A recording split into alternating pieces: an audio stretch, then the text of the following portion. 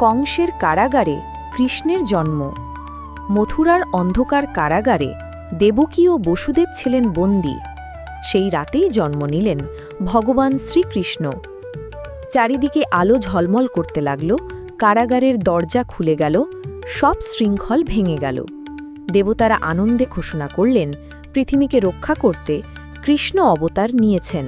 কৃষ্ণ জন্ম নিলেন, কিন্তু কংস তাকে হত্যা করবে এই ভয়ে বসুদেব ছোট্ট কৃষ্ণকে ঝুড়িতে করে যমুনা নদী পার করলেন। সেই রাতে ঝড় বৃষ্টি হচ্ছিল, কিন্তু কৃষ্ণের শক্তিতেই নদীর জল পথ ছেড়ে দিল।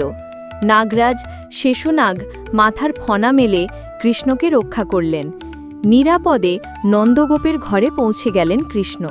কংস একদিন পুতনা নামের দানবীরীকে পাঠালেন কৃষ্ণকে মারতে। পুতনা দুধ খাওয়ানোর ছদ্মবেশে এলো, কিন্তু কৃষ্ণ তার বিষাক্ত দুধ খাওয়ার বদলে তার প্রাণই শুষে নিলেন। বিশাল আকার নিয়ে পুতনা মাটিতে পড়ে গেল। তখনই সবাই বুঝল, এই শিশু সাধারণ কেউ নয়। একদিন গোপালরা দোলনা দোলাচ্ছিল কৃষ্ণকে। কাছে একটা বড় গাড়ি দাঁড়িয়েছিল। সেই গাড়িতে লুকিয়েছিল শকটাসুর নামের দৈত্য। হঠাৎ কৃষ্ণ পা দিয়ে লাথি মারতে গাড়ি উল্টে গেল। ভেতর থেকে দৈত্য মরে বেরিয়ে এলো। সবাই আশ্চর্য হয়ে গেল। তৃণাভর্ত বধ। আবার একদিন এক দৈত্য এলো, নাম তৃণাভর্ত। সে ঝড়ের মতো আকাশে উড়ে কৃষ্ণকে নিয়ে গেল, কিন্তু কৃষ্ণ ছোট্ট শিশুর মতো না থেকে ভারী পাথরের মতো হয়ে গেলেন। তৃণাভর্ত আকাশ থেকে পড়ে মরে গেল। কৃষ্ণকে যশোদা আবার বুকে জড়িয়ে নিলেন।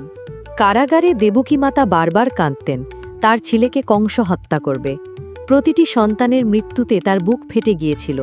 তবে কৃষ্ণের জন্মের সময় আকাশ থেকে আওয়াজ এলো, দেবকী ভয় পেও না, এই সন্তান সমগ্র দুনিয়াকে রক্ষা করবে।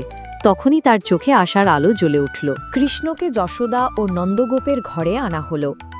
তাদের ঘরে আনন্দের বন্যা বইতে লাগল। গ্রামে চারিদিকে ঢাক ঢোল বাজল। উৎসব শুরু হল।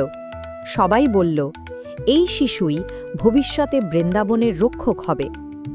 যশোদা তাকে বুকে জড়িয়ে ঘুম পাড়াতে লাগলেন।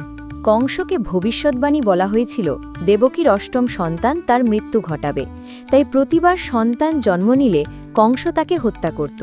কিন্তু কৃষ্ণ জন্মের পর আকাশে দেবতার বাণী শোনা গেল, কংস, তোর মৃত্যুর দিন এসে গেছে। তখন থেকেই কংস ভয়ে অস্থির হতে লাগল। যশোদা কৃষ্ণকে কোলে নিয়ে দোলাতে লাগলেন।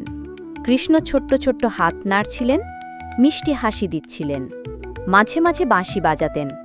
তার মায়াবী হাসি দেখে সবাই মুগ্ধ হতো। কেউ বুঝতেই পারছিল না, এই দুষ্টু শিশুই আসলে ভগবান বিষ্ণুর অবতার। একদিন কৃষ্ণ ছোট ছোট পা ফেলে হাঁটতে শুরু করলেন। গোপালরা আনন্দে হাততালি দিল। যশোদা খুশিতে চোখ ভিজিয়ে দিলেন। কৃষ্ণ একবার পড়ে যাচ্ছিলেন, আবার উঠে দাঁড়ালেন। তার প্রথম হাঁটার দিন বৃন্দাবনের মানুষ চিরকাল মনে রেখেছিল। আজকের মতো এই পর্যন্তই। এই ছিল শ্রীকৃষ্ণের জন্ম থেকে শৈশবের প্রথম 10টি লীলা।